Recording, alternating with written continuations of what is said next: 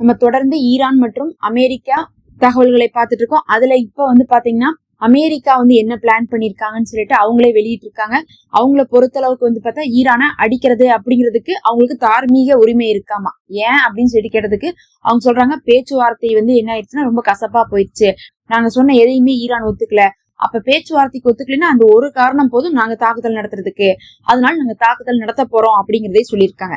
அதே சமயத்துல முக்கியமான ஆய்வாளர்கள் இன்னும் வந்து பார்த்தா அமெரிக்காவுடைய சைட்ல இருந்து அபிஷியலாவும் அன்அபிஷியலாவும் வந்து ராணுவ வீரர்களும் சொல்லக்கூடிய விஷயம்லாம் என்னன்னு பாத்தீங்கன்னா, அமெரிக்கா இப்ப என்ன வந்து பிளான் பண்ணிருக்காங்கன்னா, அவங்க ஈரானை ஒரே அடி அடிச்சிடணும். அதாவது அடிச்சுட்டு அதுக்கப்புறம் ஈரான் நம்மளை அடிச்சதா இருக்கவே கூடாது. இஸ்ரேல் போர்ல 12 நாள் வந்து இஸ்ரேல திருப்பி என்ன பண்ணாங்கன்னா ஈரான் வச்சு வாங்கினாங்க. ஆனா அந்த மாதிரி அமெரிக்கா போர்ல நடந்துடக்கூடாதுங்கிறதுக்காக முதல் அடி அடிக்கும் போதே எல்லாத்தையும் நம்ம ஸ்டாப் பண்ணிடணும். அவங்க திருப்பி அடிக்கவே கூடாது. முதல் அடியிலேயே அவங்க சரணடைஞ்சிட்டு நம்மள்ட்ட யுரேனியம் வந்து கொடுத்துடணும். அதுக்கப்புறம் வந்து அணு ஆயுத உற்பத்தி செய்யக்கூடாதுன்னு சொல்லிட்டு இவங்க பிளான் பண்ணிருக்காங்க. அதனாலதான் என்ன பண்ணிருக்காங்க, நிறைய வந்து பாத்தீங்கன்னா முதல்ல வந்து அங்க ஹேக் பண்ணக்கூடிய வேலைகளை பண்ணிட்டு இருக்காங்க. ஈரான்ல வந்து வான் தடுப்பு சாதனங்கள் சைனாவுடைய கையில இருந்து வந்திருக்கு. அதனால அந்த வான் தடுப்பு சாதனங்களை வச்சு இஸ்ரேலுடைய போர் விமானத்தை சுட்டு வீழ்த்திருக்காங்க. F-35 வீழ்த்திருக்காங்கன்னா அதேதான் அமெரிக்காட்டி இருக்கு. அப்ப அமெரிக்காவுக்கும் அது நடக்கும்னு தெரிஞ்சுட்டுதான் அமெரிக்கா என்ன பண்றாங்க, அதையெல்லாம் ஹேக் பண்றது, வான் தடுப்புகள் எங்க இருக்குதுன்னு பாத்துட்டு முதல் அடியே வான் தடுப்புகளுக்கு அடிப்போம் அப்படின்னு சொல்லிட்டு எல்லா பிளானையும் பண்ணிட்டு தான் வந்து அடிக்கிறதுக்கு ரெடி ஆயிட்டு இருக்காங்க. ஆனா இவங்களுடைய ஆசையில எல்லாம் மண்ணவாரி போட்ட மாதிரி ஈரான் ஒரு காரியத்தை பண்ணிருக்காங்க. நமக்கு ரொம்ப முக்கியம் அணு ஆயுதம் உற்பத்தி செய்யக்கூடிய இடம் தான். அதனால என்ன பண்ணிட்டாங்கன்னா, அவங்க எந்த இடத்துல அதை வச்சிருக்காங்களோ அங்க வந்து மேல மேல வந்து கட்டிடங்களை கட்ட ஆரம்பிச்சிட்டாங்க. எந்த அளவுக்கு கட்டிடங்கள் கட்ட ஆரம்பிச்சிட்டாங்கன்னா, இப்ப வந்து அந்த இடத்துல பங்கர் பிளாஸ்ட் போட்டா எவ்வளவு தூரம் வந்து அது கீழே போகும்னா அதை விட இவங்க வந்து என்ன பண்றாங்க, பன்மடங்காக வந்து கீழே கொண்டு போய் வச்சிடறாங்க.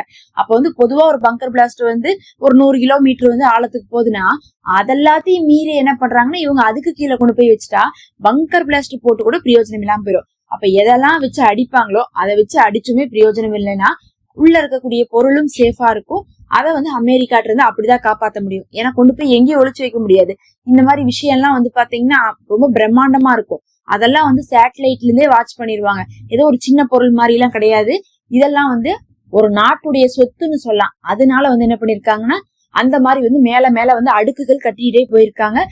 கீழே பத்திரமாக பங்கர்ல வந்து பாத்தீங்கன்னா அவங்களுடைய அணு ஆயுதம் உற்பத்தி வந்து சேமிக்கப்பட்டுள்ளது. அந்த இடத்துலதான் யுரேனியம் இருக்கணும்னு சொல்லிட்டு எதிர்பார்க்கப்படுது. இதனுடைய இன்னைக்கு வந்து என்ன இருக்குன்னா சேட்டலைட் பிக்சர் வெளியா இருக்கு. இதுதான் அந்த சேட்டலைட் பிக்சர்.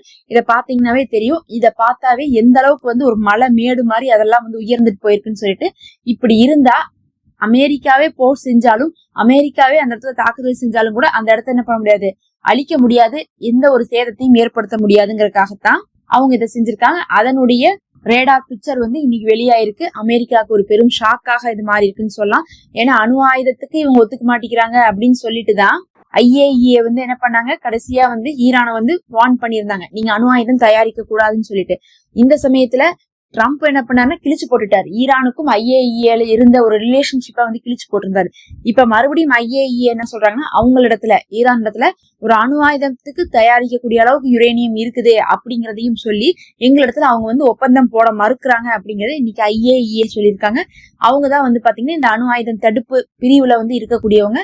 அவங்களுடைய கண்ட்ரோலுக்கு கீழே தான் வந்து பாத்தீங்கன்னா இந்த அணு ஆயுதம் உருவாக்கணும். அதை வந்து பாத்தீங்கன்னா அவங்கள்ட்ட கேட்காம வந்து அந்த லெவலை மீறக்கூடாது அப்படிங்கிற மாதிரி எல்லாம் இருக்கும்.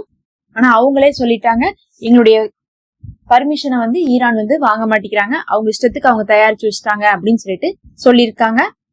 ஒரு பக்கம் அமெரிக்கா அடிக்க முடியாத அளவுக்கு கட்டடத்தை போட்டுட்டாங்க. இன்னொரு பக்கம் IAEA வந்து ஒப்படைங்க, வாங்க நம்ம பேசலாம் அப்படின்னு சொல்லி கூப்பிட்டா வரமாட்டேங்கிறாங்க.